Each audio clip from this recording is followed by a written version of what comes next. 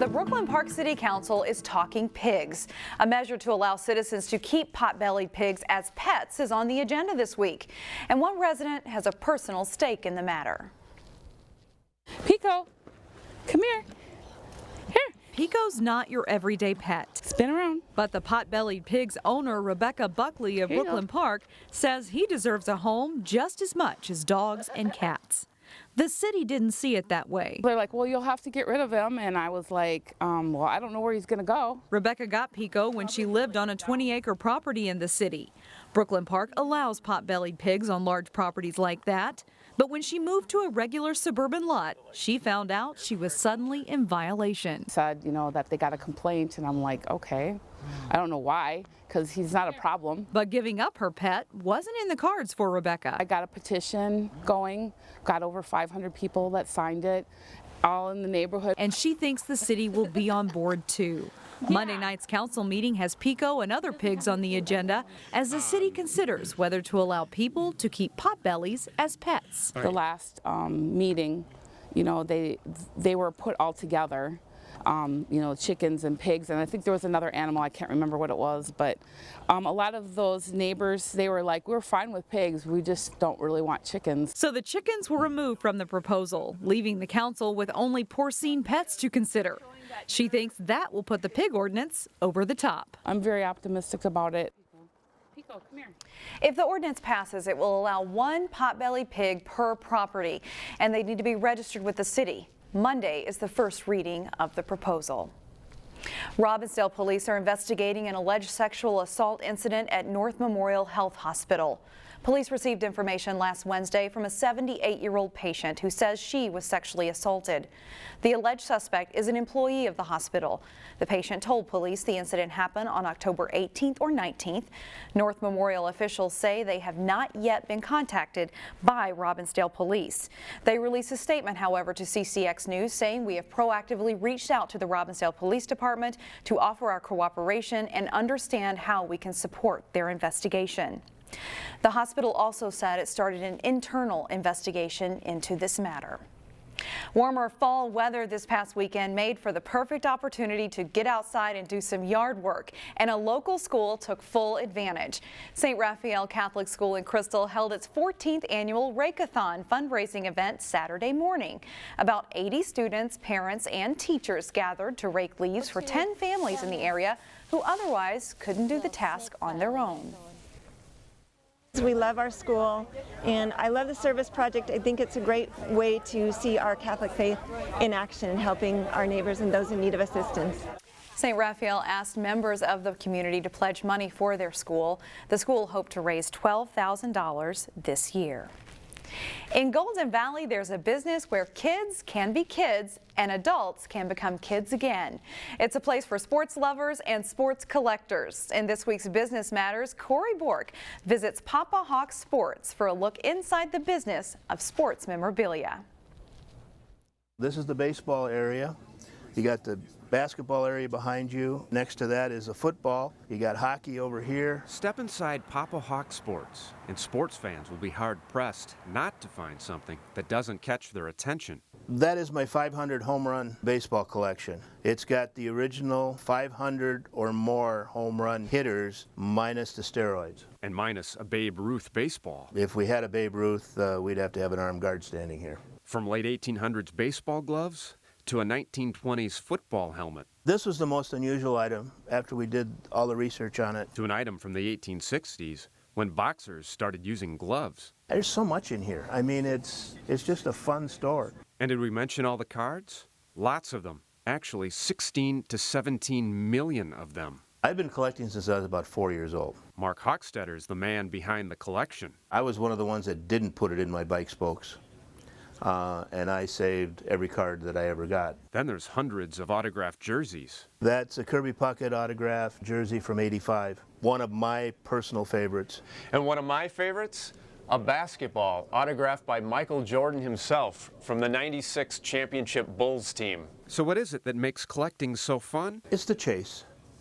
It's always the chase in collecting. A chase that has changed. Back in the 80s and early 90s, everybody was collecting. It was the high point in the baseball card industry. Then Hochstetter says people from that era grew up. They said farewell to their cards. They have become very not valuable and basically worthless. Back in the 80s and 90s, there were as many as 75 sports card shops in the Twin Cities. Today, Hochstetter can count 6. Almost the whole set of 79. And it's not as much the kids chasing the cards these days. The Molitor was missing now. As it is the grown-ups. They have the money.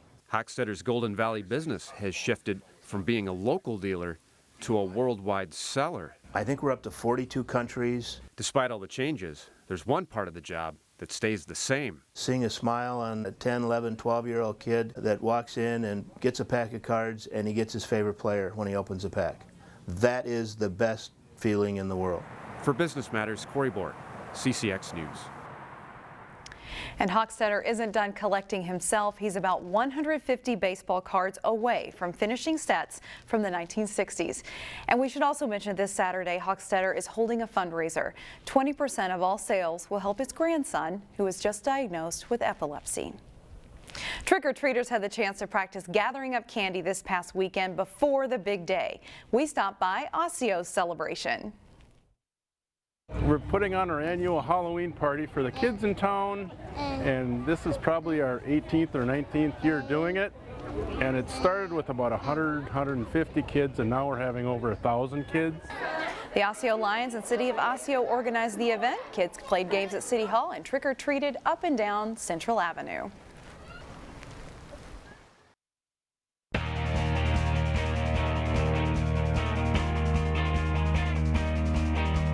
After tying 1-1 early in the season, the Maple Grove and Champlin Park girls soccer teams found themselves matched up again in the Class AA semifinals. Monday morning state soccer at US Bank Stadium for the Crimson and Rebels. It's a race to the ball and a first half scoring chance from Maple Grove, but Emma Fournier shot stopped by Malia Brady. Great save by the Rebels goalie to keep this match scoreless at halftime. Second half, and off the long free kick by Hannah Zahn. Brady gets her hands on the ball but can't control it. Jordan Pauly hammers home the rebound, and the Crimson are on the board. It's 1-0. And it doesn't take long for Maple Grove to score again. Pauly's shot deflects to Brady. It comes free. Kelly Collins knocks it in. That's just 3 minutes after the first goal. And it's 2-0. Collins would add one more to make the final 3-0. The Crimson are on to the state final against Centennial, while the Rebels suffer their first loss of the season. You know, from the start of the year, we just took a, one game at a time approach, and kind of that was our goal every game to go out there and work hard and try to find success. Today we just ended up on the wrong side of the goals. This is something that we've been working for quite a while. It's a fantastic group of girls that really made an effort to come together as a collective team, and that's one of the things we feel where it's not any one person, kind of in charge of making things happen, but different people step up on different nights, and it's a great group of girls, so super excited to be back in this spot. It's not uncommon for us to take a while to score, so I don't think any of us were that nervous because that's kind of how most of our games usually end up going.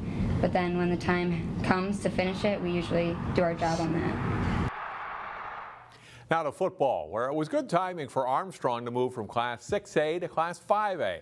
The Falcons had an unbeaten regular season and entered the playoffs ranked second in the state. They hosted Monticello in the Section 6 5A semifinals Saturday.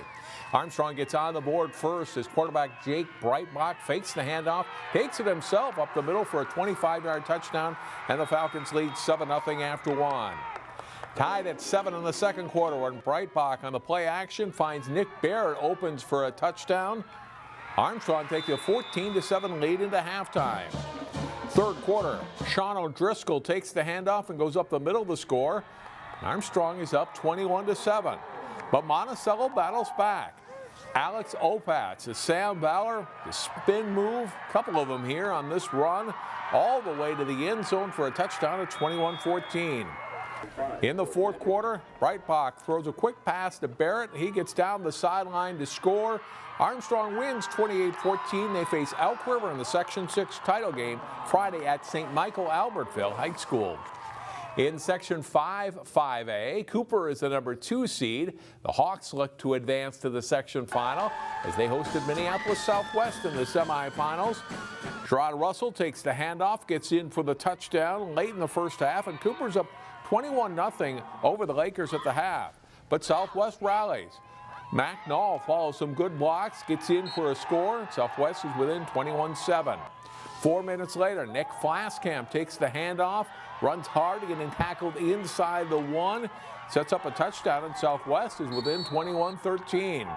They have some chances, but Cooper's defense doesn't allow any more. Flaskamp trying to escape, but he's wrestled down by Malik Wilson.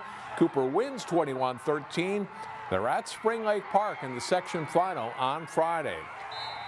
In other games Saturday, top-seeded Benilde St. Margaret's routed Holy Angels 50-16. The Red Knights host SMB on Friday.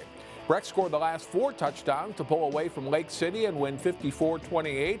The Mustangs are home to play Cannon Falls on Friday. And Providence Academy went on the road at top-seeded Glencoe Silver Lake in their section and won. The Lions will now face Dassel Cokato at Crown College on Friday night. And locally in Class 6A, Champlin Park, Maple Grove, Tutino Grace, and Wayzata will also all play on Friday night.